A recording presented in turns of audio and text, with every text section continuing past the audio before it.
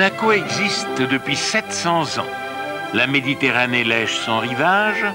De tous les côtés, c'est la France. Mais ici, ce n'est pas la France. C'est une principauté indépendante, une monarchie, dont le souverain est Régnier III. Et c'est son fils Albert, le prince héréditaire ou héritier, si vous voulez, qui va être au centre de notre émission.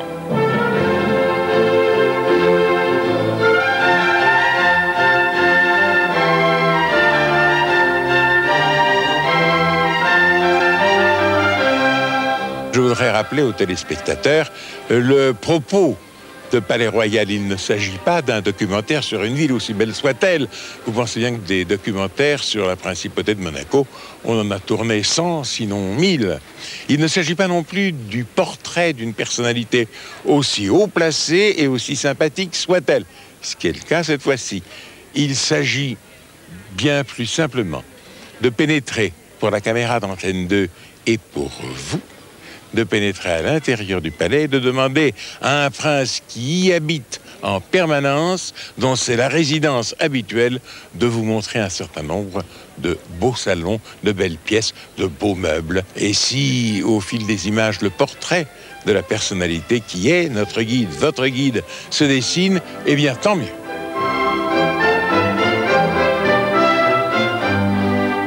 Mais aujourd'hui, nous aborderons encore un autre thème, si les circonstances l'exigent. Albert est-il déjà mûr pour conduire les destinées de son État? Mais d'abord un peu de géographie. Du haut de cette tour où nous voilà, l'une des 4 qui existait déjà lorsque fut fondée la dynastie des Grimaldi, que voit-on en bordure de la mer? Mais si vous voulez, nous avons tout à fait au-dessus Beau Soleil et puis les quartiers hauts de Monaco, le quartier de la rue Platy.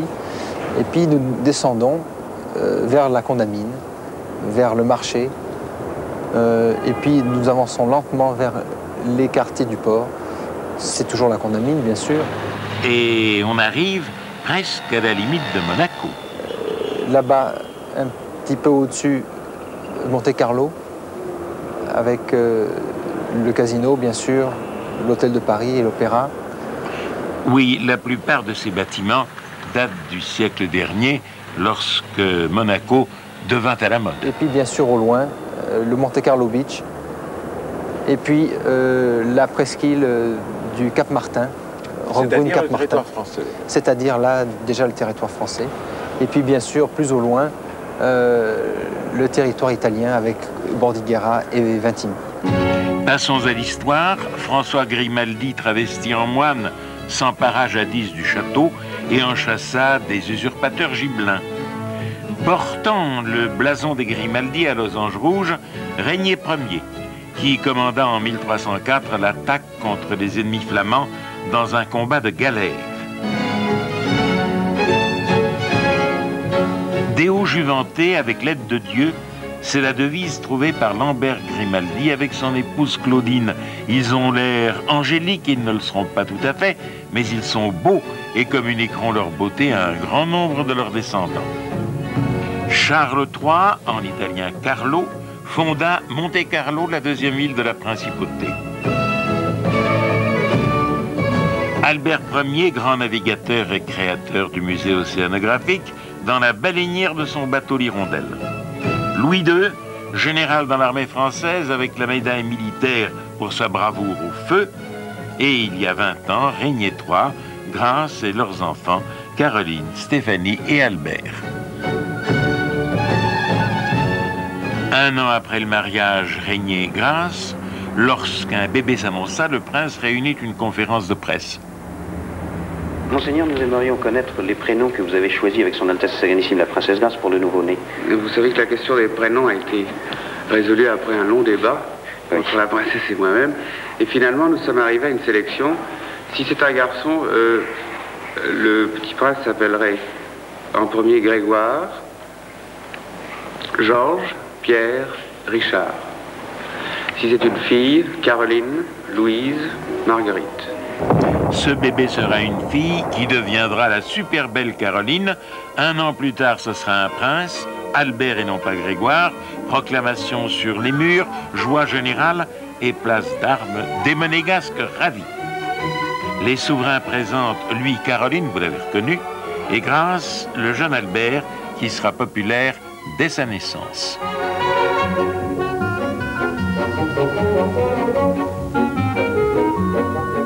Très tôt dans leur vie, les enfants princiers voyagent beaucoup et par exemple rendent visite à leurs grands-parents américains à Philadelphie, les Kelly, ou comme ici, rentrent d'Irlande.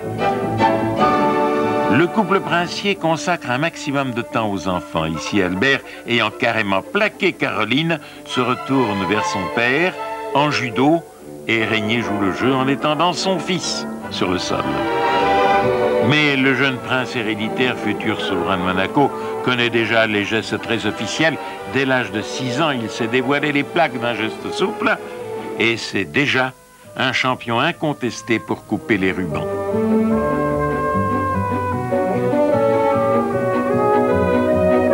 Les petits princes sont constamment mêlés aux manifestations officielles. Ils apprennent à faire ami-ami avec la foule. Le protocole agit dans la dignité, dignité et faux col, les deux mamelles du protocole.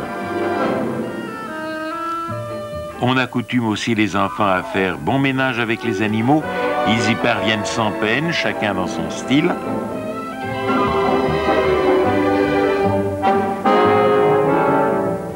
Le prince Albert s'intéresse très jeune aux œuvres de bienfaisance et il accompagne volontiers son élégante mère, elle plus stricte, lui plus cool, comme vous voyez. La mère et le fiston sont des gens généreux et charitables et il y a chaque année un nombre important de distribution de cadeaux, par exemple aux enfants du personnel.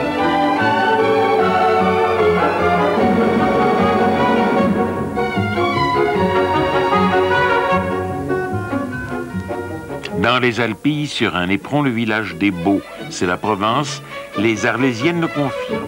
Les princes de Monaco sont également marquis des Beaux. Cette année-là, Régnier a donné son titre à son fils qui vient prononcer un bref discours simple. Albert n'aime pas les sbroufs, il ne joue pas au grand seigneur, il l'est. Je suis fier de porter le titre de marquis des Beaux, reçu de mon père. De son vivant, la princesse Grâce présidait la Croix-Rouge monégasque. C'est son fils qui a repris la fonction et il a voulu fonder concrètement un dispensaire au cœur de l'Afrique noire, au Niger. Bien entendu, c'est notre époque qui veut cela. On parle beaucoup moins du dispensaire dans les illustrés que des fêtes du Monaco élégant. Je ne suis pas sûr que cela transporte le prince héréditaire de joie. Il y a là-bas une œuvre, des souffrances qu'on allège, de l'espoir qu'on donne.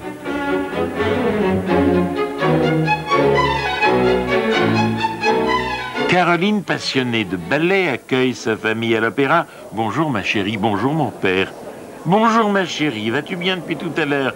Bonne soirée ma chérie. Je ne les connais pas assez pour savoir s'ils se donnent des surnoms. Un bouquet à la princesse Antoinette, sœur de Régnier. Bonsoir ma jolie sœur, bonsoir mon frère. J'ai quelque chose à te dire, alors viens danser.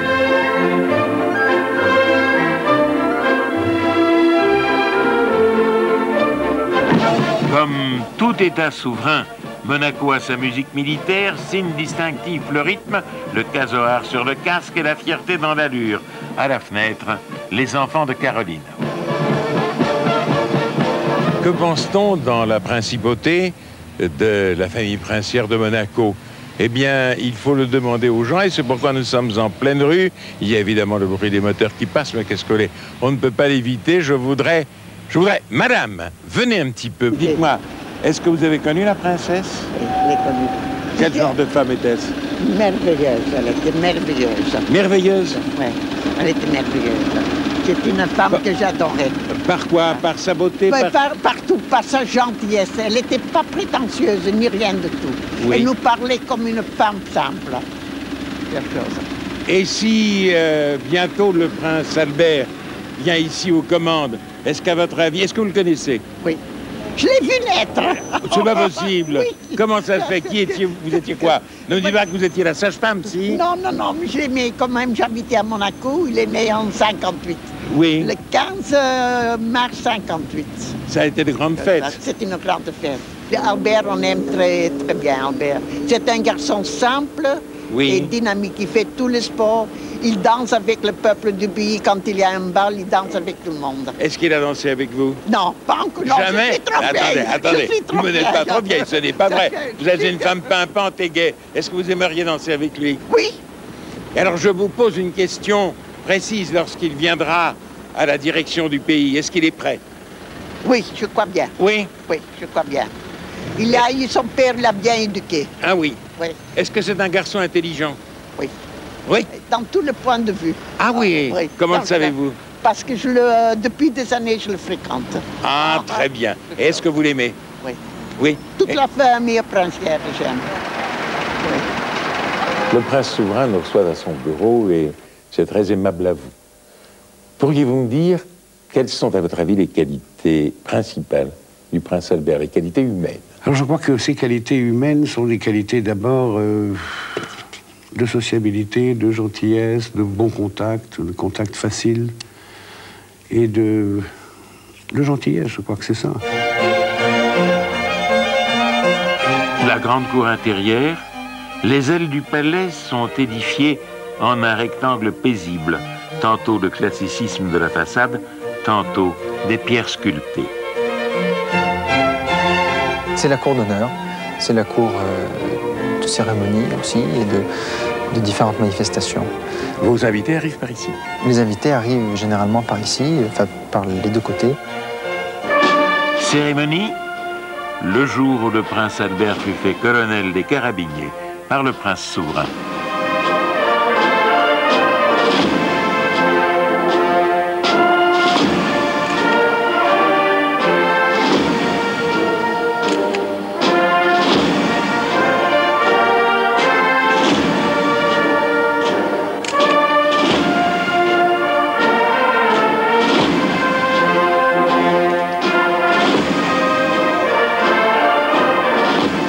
La casquette d'officier est posée à l'américaine.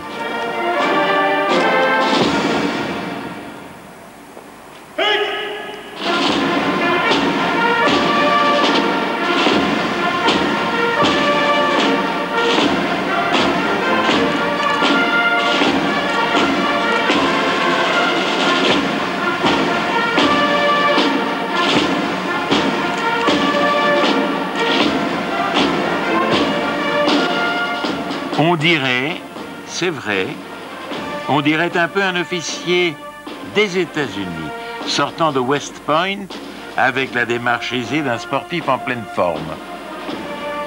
Rouge et blanc, les couleurs de Monaco. Quelques mots, s'il vous plaît, sur ces lieux d'extrême harmonie. Alors vous voyez donc l'ensemble de la cour d'honneur. En face, nous avons des très belles fresque attribuée à un artiste italien du XVIe siècle qui s'appelle Canton. Les deux autres ailes de cette cour sont du XVIIe. C'est dans ce cadre que les chefs d'orchestre les plus prestigieux viennent diriger l'été le Philharmonique de Monte-Carlo et Albert m'a confié qu'il ne saurait, lui, vivre sans musique. Et puis là, au fond, ici, bien sûr, la chapelle du palais. Et là, au haut de l'escalier, on arrive à la galerie d'Hercule, c'est ça? La galerie d'Hercule, effectivement, qui est aussi attribuée à des artistes italiens du XVIe siècle.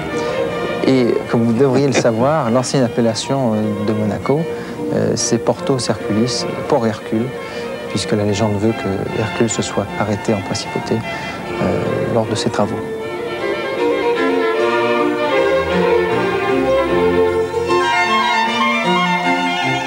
Et puis, par une belle après-midi de la saison froide, et alors que le soleil décline, il faut le dire, la roseraie de la Princesse Grace. Un lieu merveilleux. Vous savez que la princesse adorait les fleurs, toutes les fleurs, mais je crois que la fleur qu'elle préférait, c'était la rose. Ici, toutes les roses possibles, des blanches, des rouges, des roses, des thés, des foncées, des claires, des éclatantes. Et c'est ici que va nous rejoindre le prince Albert. Qu'y a-t-il de si spécial dans une rose qui en fait bien plus qu'une fleur? Peut-être est-ce le mystère accumulé en elle au cours des temps? Peut-être est-ce la joie qu'elle ne cesse de procurer?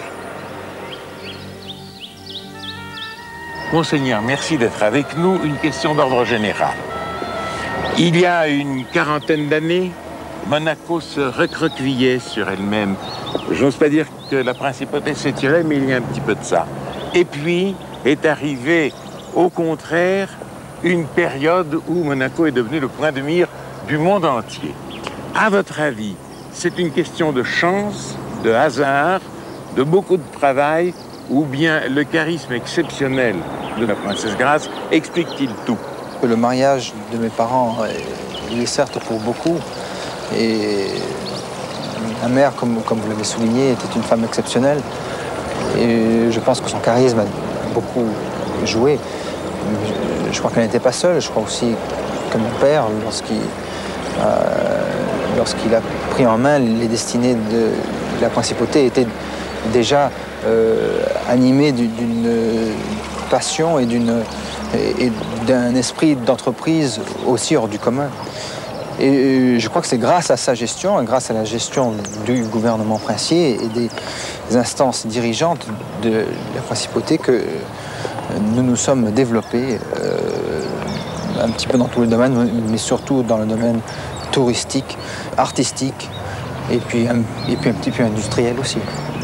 À votre avis, devez-vous davantage à votre ascendance paternelle ou à votre ascendance maternelle?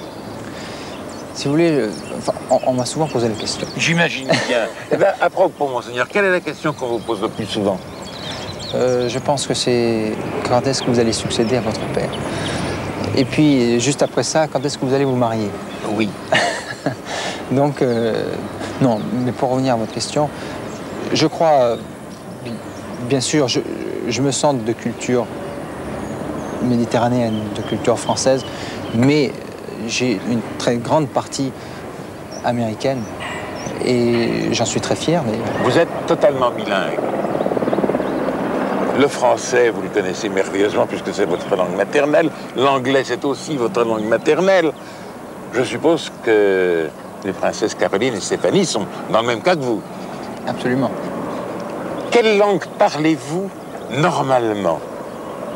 Est-ce que ça saute de l'une à l'autre? Je pense que c'est une question d'humeur du moment. Mais en fait, lorsqu'on était jeune, on parlait surtout français entre nous. Oui. Et puis, bon, puis toujours anglais avec notre mère, bien sûr. Mais permettez-moi, quand vous vous engueulez, ça doit bien quand même arriver, là, en quelle langue est-ce? J'évite de me disputer avec mes sœurs. Parce que un merveilleux diplomate, oui. Mais enfin, là, c'est dans toutes les langues. Au palais, le prince Albert aime beaucoup ce salon Mazarin où les portraits de sa mère et de son père encadrent celui du cardinal dont une petite nièce était devenue princesse de Monaco. Le mobilier de Boule est magnifique. Et au-dessus de cette commode, 2 vitrines murales exposent certains objets des collections de Louis II, arrière-grand-père d'Albert. La voilà, la commode. Hercule terrassant l'hydre de Lerne. Des statues chryséléphantines en argent et ivoire provenant d'Autriche. Et la caméra se complaît dans une longue promenade verticale sur les boiseries polychromes pour que vous ayez le temps de les admirer.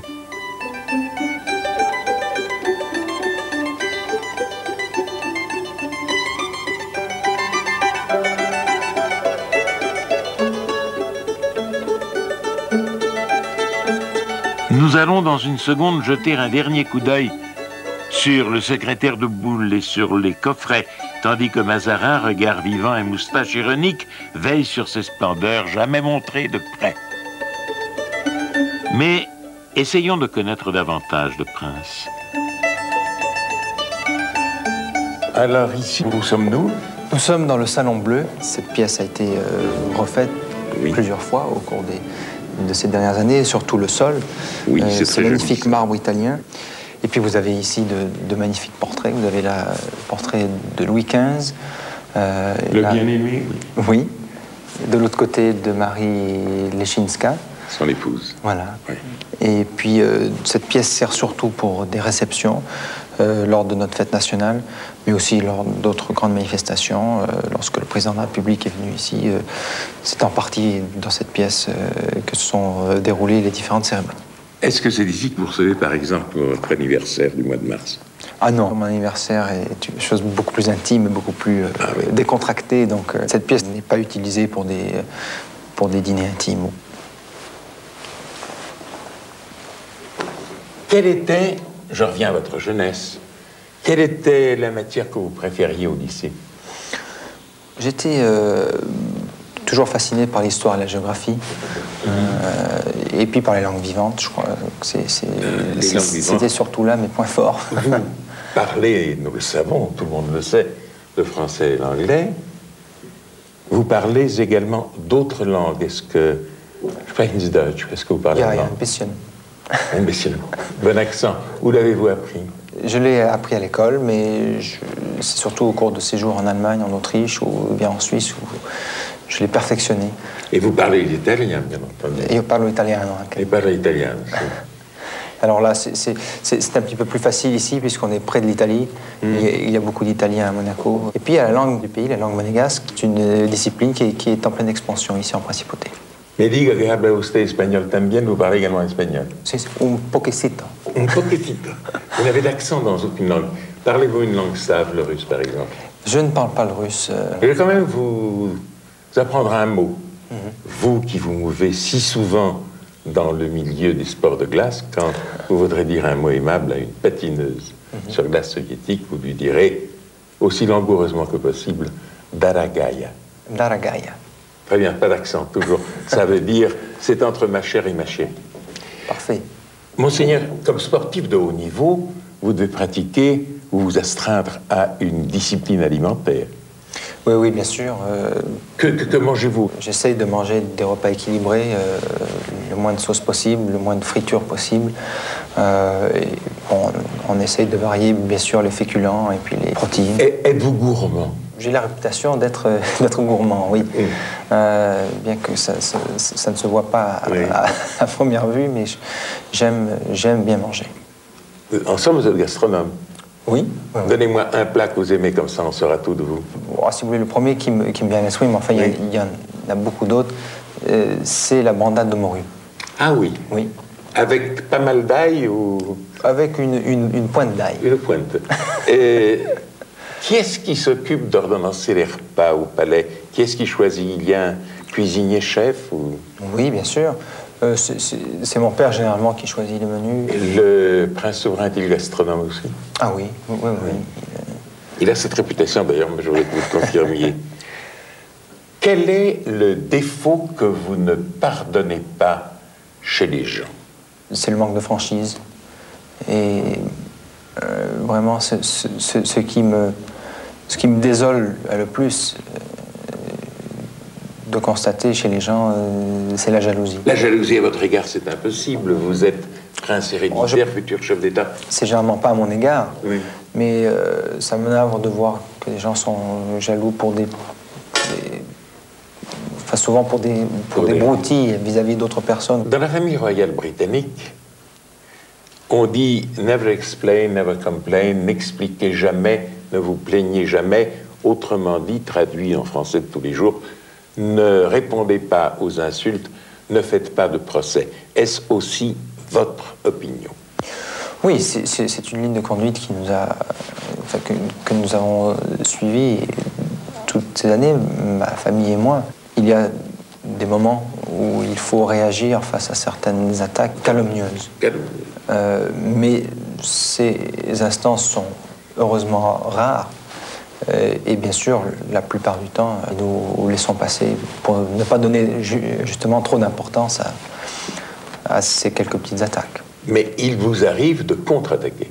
Bien sûr. Bien sûr, je suis actuellement encore en procès avec un magazine italien qui s'est permis de faire certaines suppositions. Vous nous avez dit, Monseigneur, que la question que l'on vous posait le plus souvent, c'était de savoir quand vous allez vous marier. Je ne vous la poserai pas.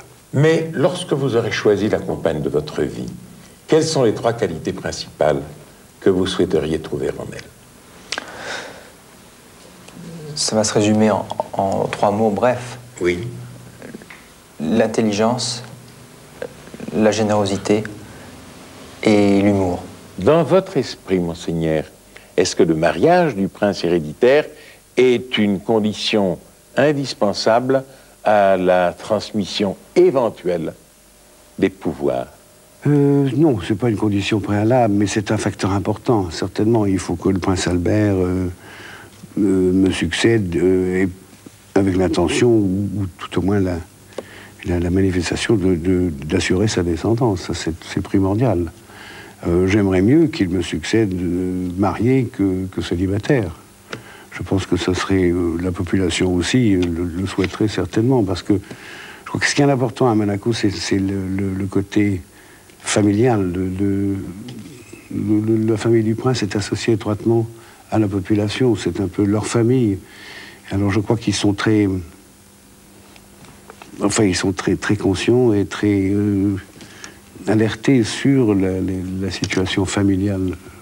Et que, donc, le mariage du prince Albert est pour eux une chose très importante, parce que c'est la continuité. Le père et le fils ensemble, il s'agit de timbres, et la philatélie joue un grand rôle, voyez-vous, dans l'économie de Monaco. D'abord, ces timbres sont beaux en eux-mêmes, et puis des touristes aiment bien envoyer une carte postale pour dire qu'ils ont visité la principauté. Madame Castellini explique. Pour les collections, aux collectionneurs, nous vendons pour environ 40 millions de nouveaux francs par an. Mais il y a d'autres manières de vendre les timbres. Oui, bien sûr, à la poste, oui. Pour l'affranchissement des cartes postales, des lettres de société établies à Monaco, des particuliers, bien sûr. Nous faisons à peu près la même chose. 80 millions? À peu près, oui. Je ne veux pas entrer dans les détails, mais cela rapporte plus que les jeux. Signature du prince souverain sur la figurine qu'il a choisie dans une planche de 30, et signature à nouveau, là, en bas, à droite, de Régnier III, sur le modèle ainsi retenu. Il suit ces questions de philatélie de très près, et tous les timbres sont en somme son choix personnel. Le prince Honoré III, le prince Charles, la princesse Charlotte, grand-mère d'Albert, et Louis, son arrière-grand-père. Quant à la collection privée du prince Régnier, c'est une des premières au monde. Le beau temps nous favorise. Au moment où nous tournons, c'est une très belle journée de décembre. Ici, le port, et tout autour, le quartier de Fontvieille, qui pousse en somme vers les cieux. C'est une réussite d'urbanisme étonnante. Qui est-ce qui en a eu le premier l'idée? C'est mon père, le prince souverain, qui, au début des années 60, au vu du développement urbain de la principauté, a jugé avec l'ensemble du gouvernement qu'il était temps que Monaco s'étende. Et la seule façon de s'étendre, qui est encore vrai aujourd'hui et qui sera encore vrai, je pense, dans le futur, c'est sur la mer. Et donc, a commencé cette formidable aventure, cette formidable entreprise. Dont vous avez posé la première pierre. Je n'ai posé la première pierre que des premiers bâtiments.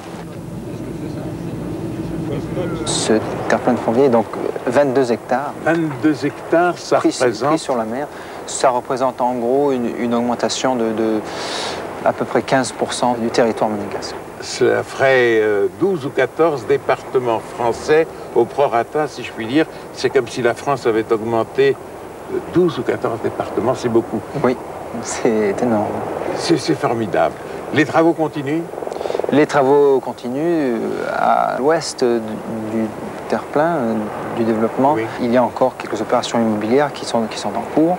Il y a des immeubles que construit l'État. Fontvieille ne sera vraiment complété que dans 5 ou 6 ans. Que répondez-vous à ceux qui accusent Monaco, à cause de Fontvieille, d'être devenu une sorte de Hong Kong de l'Europe? Je leur dirais que c'était difficile pour nous de faire autrement. On n'est pas aussi dense que Hong Kong. Donc je pense que bien sûr, l'exiguïté de notre territoire nous a dicté une certaine ligne de conduite. Il y a un plan qui est assez bien défini. Avec toutes les nouvelles constructions que nous faisons, il y a des espaces verts, comme vous avez pu le constater. Oui. Et je crois que ça c'est très important, ça c'est primordial. Et je pense que nous arrivons maintenir le caractère historique et le charme naturel de la principauté. Comment concevez-vous le développement futur de Fontvieille? Je crois qu'il faut un équilibre entre développement de logement, puisqu'il y a un programme qui existe et que nous comptons poursuivre, de logements sociaux notamment, et puis cette idée de rassembler à Fontvieille les industries qui étaient un peu éparpillées dans toute la principauté, de faire vraiment une zone industrielle. Ce sont les industries propres à la principauté qui ne créent pas de nuisance la plupart du temps et qui emploient une main-d'œuvre déjà spécialisée. Alors je crois que c'est un équilibre entre ces deux utilisations des espaces libérés, et puis peut-être aussi ce qui nous manque, de créer des espaces bureaux pour les installations de bureaux d'entreprise. Ça aussi, ça nous manque. Alors je pense que Fontvieille va se développer dans ce sens. Vous savez qu'il y a déjà un avant-projet de Fontvieille 2, c'est-à-dire que sur le Fontvieille actuel viendrait se greffer un deuxième quartier de Fontvieille, pris sur la mer aussi, avec moins d'emprise que l'actuel, et qui serait un quartier alors purement résidentiel. Quels sont les avantages pour la France, je dis bien pour la France, de la prospérité économique de Monaco? Nous avons les accords, l'union douanière, les accords financiers qui font que le compte de partage, par exemple, fait que nous partageons avec la France le produit de la TVA à Monaco, ce qui est quand même ce sont des sommes assez considérables. Les autres avantages pour la France sont dans l'union douanière, le partage des produits douaniers. Et puis, il ne faut pas oublier aussi que, bon, il y a une multitude de banques en principauté qui, maintenant, nous avons un système qui existe depuis quelques années, que les banques ne s'installent pas en principauté sans l'aval de la Banque de France. C'est-à-dire, nous nous servons, si vous voulez, des moyens de renseignement qu'a la Banque de France sur les banques pour n'autoriser que celles qui ont une surface suffisante pour s'installer en principauté. Alors, toutes les banques qui sont à Monaco, bon, leurs dépôts, qui sont considérables, vont en France, investir en France, parce que généralement ce sont des agences ou des succursales, et ce qui fait que quand même c'est une pompe à argent, si vous voulez. La principauté est une pompe, on disait une pompe à devises avant, mais enfin ça a peut-être moins d'importance maintenant, mais c'est une pompe à investissement assez considérable. L'une des grandes beautés du palais, et d'ailleurs peu connue à l'extérieur, c'est le salon et la chambre du duc d'York. Ce dernier, frère du roi George III d'Angleterre, fut transporté dans ce lit après avoir trop transpiré en dansant sur un bateau venant de Gênes, et il rendit là le dernier soupir.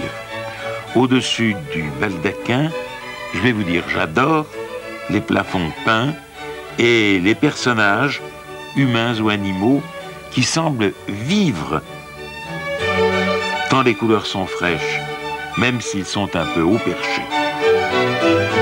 La décoration est réellement somptueuse et jadis, cette pièce s'appelait la chambre d'alcôve dorée.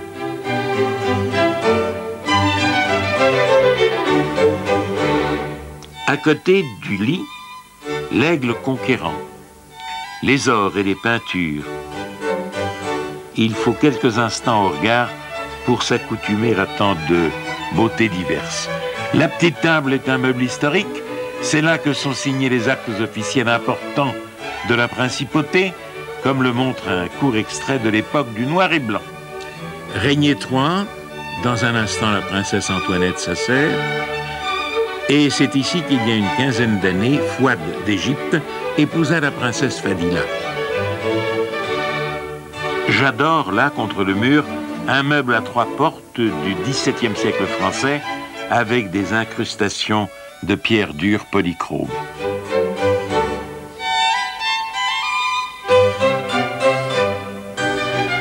Et puis, sous les portraits, un autre meuble à 3 portes, en laque de Chine celui-ci, avec glace et chandelier en bronze doré.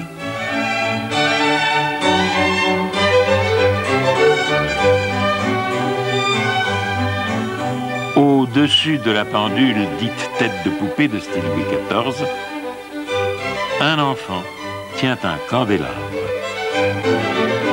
Et sous la pendule, un personnage qui me paraît être Bacchus. Mais il a des ailes, et si le vin donne de l'esprit, il ne donne pas d'ailes.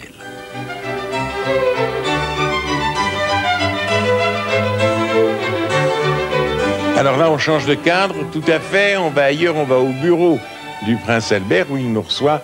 Il faut grimper un petit escalier en colimaçon, nous ne pourrons pas l'éclairer, je ne peux donc pas vous le montrer, mais croyez-moi, c'est assez dur. Ce bureau était celui de la princesse, votre mère. Comment travaillait-elle, si vous vous en souvenez? Je l'ai vue à l'œuvre plusieurs fois, et c'est vrai qu'elle aimait prendre son temps pour écrire. Mais quand il fallait prendre une décision, elle le faisait très rapidement.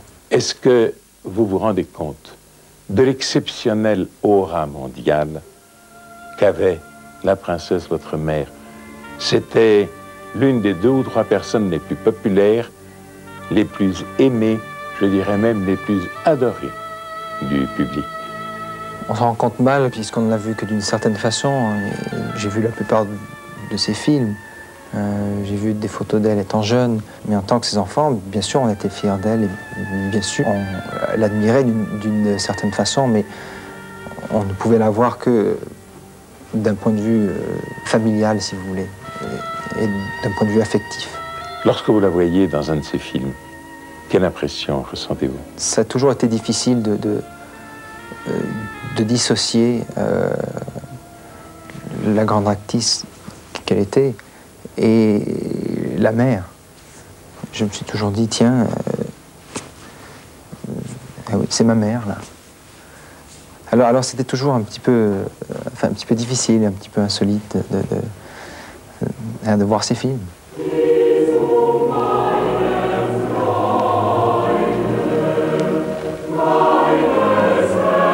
Le prince héréditaire est le produit de culture. La méditerranéenne française qui vient de vous et la culture américaine qui lui vient de sa mère. À laquelle a-t-il été le plus sensible, le plus perméable? Celle de sa mère, sûrement. Je crois que c'est la culture américaine qui l'a le plus impressionné, qui l'a le plus stimulé, probablement. Mais la Méditerranée est bien belle et offre en nous une promenade dans les quartiers divers de la principauté et les rues où jadis Albert aurait aimé jouer comme les autres garçons, mais ce n'était pas simple. Je ne parle pas seulement des devoirs religieux et officiels, mais de tout ce qui forme une éducation de prince. Je pense aussi à la protection, peut-être trop lourde. Cette émission a voulu répondre à des questions sur les goûts et les projets d'Albert, sur ses pensées, savoir s'il était déjà mûr pour poursuivre l'œuvre de la dynastie des Grimaldi. Les personnes que nous avons vues répondent que oui. Reprenons notre itinéraire, saluons, comme il le mérite, le musée océanographique, mais tandis qu'on va découvrir les jardins du Rocher, je précise que la question de la succession ne semble pas encore posée. Nul ne m'a dit que Régnier s'apprêterait à quitter sa fonction pour la transmettre à son fils, mais je pense qu'il est confiant. Le prince héréditaire nous est apparu sérieux, simple dans ses comportements et ayant perdu la timidité de ses années d'apprentissage. Il faut bien se dire que l'on a toujours, jusqu'à présent tout au moins, associé l'idée de Monaco, surtout dans le grand public, à d'autres membres de la famille. Ceci étant, nous ne connaîtrions pas la personne du prince Albert si nous ne parlions pas de sport. Il en a pratiqué, Dieu seul et lui savent combien. Quels sont les sports que vous pratiquez? Il y en a tant que je préfère que ce soit vous qui les disiez. Bon, je crois qu'il y en a eu 17 en tout à différents niveaux compétitifs. Ça a commencé par le football, et puis par la natation, et puis le judo, et puis le tennis, le ski bien sûr, le volleyball, l'escrime, l'aviron, le handball, le squash, pour finir par le bobsleigh qui m'a permis d'atteindre un haut niveau qui me remplit de joie vraiment. Ah oui, le bobsleigh, comme nous l'avons vu aux Jeux Olympiques, c'est sa dernière passion. Mais c'est un sport dangereux. Un futur chef d'État doit-il le pratiquer?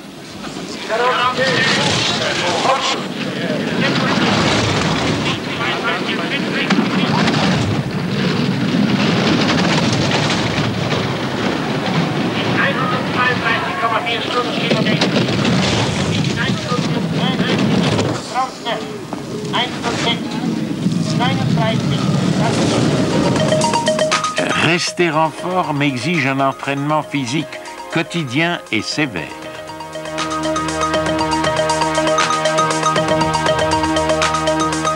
À Monaco même, une piste d'entraînement sans aller dans la neige.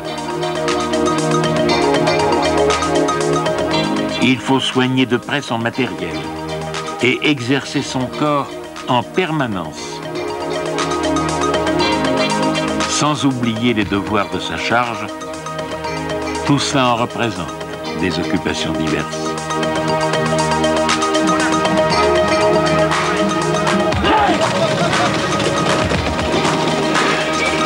Le bob, c'est d'abord la confiance absolue en son partenaire, mais cela doit être grisant.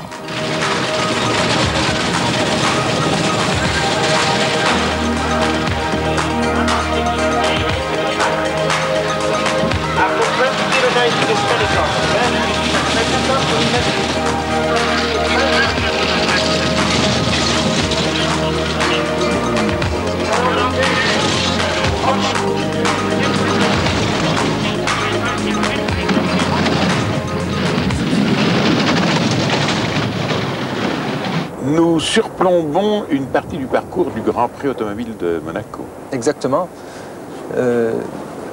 Comme vous pouvez le voir, donc, le tracé du Grand Prix est à nos pieds, puisqu'il remonte vers Monte-Carlo et puis il fait le tour et puis après il redescend et débouche sur le port par le tunnel qui est sous le Leuves et sous le centre des Congrès. Et vous ne prenez pas part vous-même au Grand Prix automobile? Bien sûr que non. L'envie n'a pas manqué, bien sûr, puisque j'ai été baigné dans cette ambiance de sport automobile depuis l'âge assez tendre. Donc on a toujours un petit peu, enfin nous, les jeunes de Monaco, on a toujours rêvé de ça un petit peu. Il paraît que lorsque vous êtes vous au volant, ce n'est pas triste, sinon pour le passager. Écoutez, oui, j'aime bien conduire vite, mais enfin je suis quand même prudent et je ne prends pas trop de risques. Mais c'est vrai que lorsque l'occasion m'est donnée de rouler un peu vite, eh bien je la prends. Un peu vite, je me demande ce que ça peut être. Est-ce que vous regardez la télé, non pas par obligation professionnelle, mais pour votre distraction? Oui, bien sûr. À l'heure actuelle, pour être informé de façon plus complète, on ne peut pas ignorer la télévision. Donc, c'est vrai que j'essaye de regarder les informations à la télévision le plus souvent possible. Et puis, bien sûr, les émissions sportives, quelques émissions culturelles, et puis un film de temps en temps. Mais pour les films, je préfère encore aller au cinéma lorsque le temps m'est donné. Que pensez-vous de la télévision actuelle, disons de la télévision de langue française? Je crois que malheureusement, là, dans son ensemble, elle est quelquefois décevante. C'est vrai qu'il y a bien souvent une course effrénée à l'audimat qui peut-être empêche aussi une certaine qualité. Et cela c'est tout à fait regrettable. Sous les lustres aux pampilles de cristal, la galerie des glaces, où le jeu des miroirs donne l'illusion d'une longue série de pièces latérales. Quelle symphonie en blanc et or. Partout des vases Ming et des bustes des ancêtres d'Albert, et au-dessus des arabesques de marbre, le grand portrait de la famille souveraine. L'ancienne chambre des Parements, appelée aussi la salle Grimaldi, aux murs tendus de soie rouge damassée, qui alterne avec des boiseries dorées. Sous un dais, un trône, en bois laqué d'or de style empire. Vous l'avez vu, il est sur une estrade, surmonté d'un baldaquin en velours de Vienne, brodé à l'or fin et sommé de la couronne princière.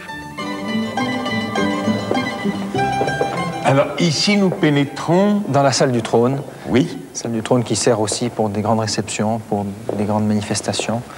Et puis voici le trône. Est-ce que le prince souverain s'y assoit souvent? Il ne s'assoit jamais. Il s'est tenu devant le trône pour son avènement. Donc c'est un symbole plus qu'autre chose. C'est un symbole plus qu'autre chose. Et vous, lors de votre avènement, si cela se produit? Eh bien, je ferai à peu près la même chose. Je pense que ne changeons pas tellement l'ordre de la cérémonie et le déroulement de celle-ci. Et je pense que les traditions devront être respectées. Vous prêterez serment, comme tous les souverains qui entrent en fonction. Serment sur quoi? Serment à qui? Sur la Constitution et puis devant l'ensemble des dignitaires présents. Et l'archevêque? Et l'archevêque, bien sûr, puisque la religion catholique est religion d'État en principauté. La monarchie monégasque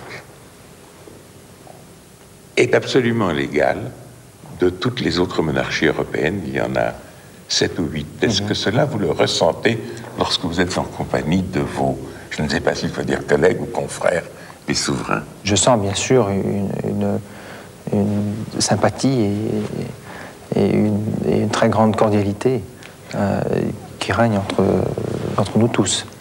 Je me souviens d'avoir commenté à Saint-Paul, à Londres, le mariage du prince de Galles et de Lady Diana. Il y avait 8 ou 9 couples de souverains.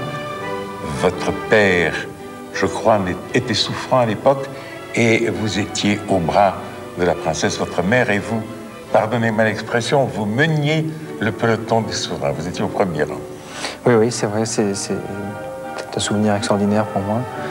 C'était un de mes premiers mariages princiers, si vous voulez. Oui. J'étais assez impressionné. Est-ce que la monarchie est, oui ou non, quelque chose d'anachronique en l'an 2000? Une monarchie constitutionnelle, comme c'est le cas pour nous ici en Principauté, ont fait leurs preuves. Et je suis certain continueront à faire leurs preuves comme étant une forme de gouvernement saine et qui va dans le sens du progrès. Nous en sommes persuadés ici en Principauté, puisque ça fait 700 ans ou presque 700 ans que la Principauté existe. Vous êtes un État indépendant, mais entouré de partout par le territoire français. L'indépendance est-elle un atout pour vous? C'est un atout primordial. Je pense qu'il faut, et il faudra toujours, que nous soyons vigilants pour préserver notre souveraineté et préserver notre particularité. On sent dans la population monégasque, bien au-delà de la déférence qui est due au chef de l'État et à ses proches, une sorte de sentiment quasi religieux d'amitié, de sympathie, d'affection. Est-ce que vous vous en rendez compte? Je pense que de par sa configuration et le nombre restreint de la population monégasque que nous avons, nous nous sentons un petit peu comme une grande famille. C'est cela qui fait notre force. L'apprentissage du prince Albert de son futur métier de chef d'État est-il, à votre avis, totalement terminé ou non? Non, je crois qu'il ne sera jamais achevé. Je crois qu'on apprend tout le temps.